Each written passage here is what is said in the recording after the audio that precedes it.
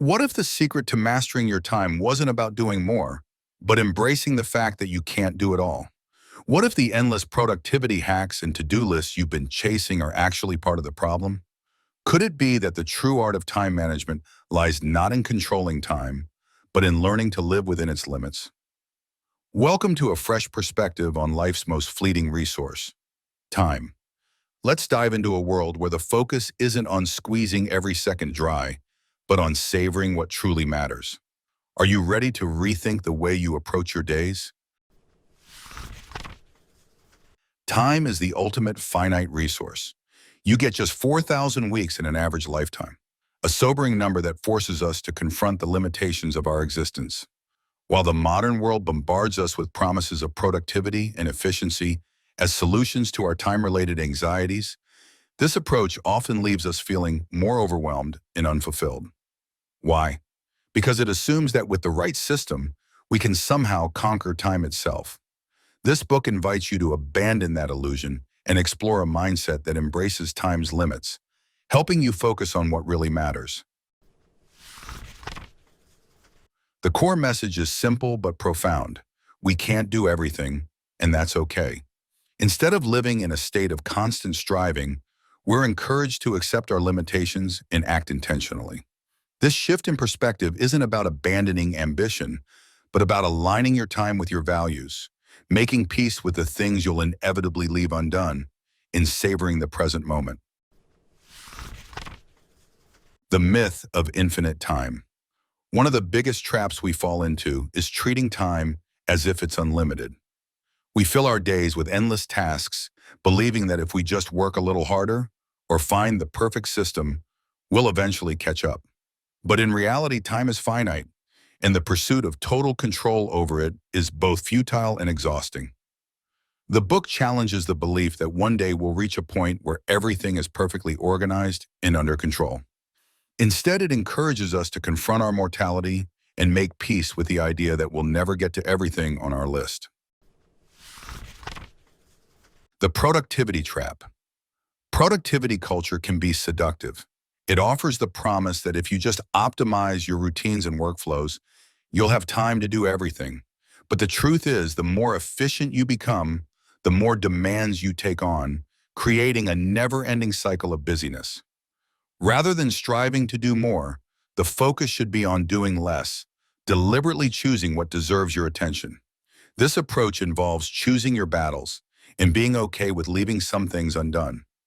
By acknowledging that you can't tackle everything, you free yourself to prioritize what truly matters. Embracing finitude. Accepting your limitations is liberating. Once you stop fighting against the reality that time is finite, you can begin to make meaningful choices. This section emphasizes the importance of deciding what to focus on and, just as importantly, what to let go of. Many of us waste precious time on trivial tasks, distractions, or obligations that don't align with our values. By saying no to what doesn't matter, we create space for what does. In practice, this means letting go of perfectionism. Accept that not everything you do will be flawless, and that's okay. Facing the discomfort of incomplete tasks, recognize that some things will always remain unfinished, and that's part of life. Focusing on what's in front of you. Instead of obsessing over an imagined future, immerse yourself in the present. The power of patience. Our culture glorifies speed. We want results immediately, whether it's a career breakthrough, personal growth, or even relaxation. But rushing through life prevents us from truly experiencing it. The book highlights the value of patience, urging us to slow down and savor the process rather than fixating on the outcome. Patience is also essential when it comes to long-term goals.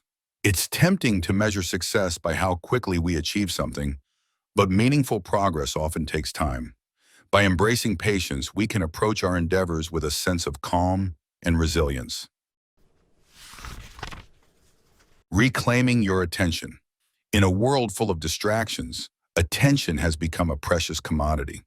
Social media, email, and constant notifications pull our focus in countless directions, leaving us fragmented and frazzled. The book emphasizes the importance of reclaiming your attention and using it intentionally. Strategies for doing this include setting boundaries with technology, limit your screen time, and create dedicated moments for distraction-free focus. Practicing mindfulness. Cultivate the ability to be fully present in whatever you're doing, whether it's work, a conversation, or a walk. Prioritizing deep work. Reserve time for tasks that require sustained concentration and align with your goals. The joy of missing out. The fear of missing out, FOMO, drives many of our decisions, pushing us to cram our schedules with activities and commitments. But constantly chasing every opportunity leaves us spread thin and disconnected from our own priorities. Instead, the book champions the joy of missing out, JOMO, which comes from intentionally choosing not to do something in order to focus on what truly matters. By embracing JOMO, you can deepen your relationships by being fully present with loved ones, find fulfillment in meaningful work or hobbies, experience the peace that comes from simplifying your life. Living in the present. Ultimately, the book is a call to live fully in the present moment. We often postpone happiness, telling ourselves we'll enjoy life once we've achieved certain milestones or checked off all the items on our to-do list. But life is happening now, and the only way to truly experience it is to stop waiting and start living. This doesn't mean abandoning your goals or future plans, but rather approaching them with a sense of groundedness. By focusing on what's within your control today, you can create a life that feels meaningful and fulfilling. So what if the answer to your time struggles isn't about doing more, but about doing less? What if the real challenge isn't in managing your time, but in accepting its limits?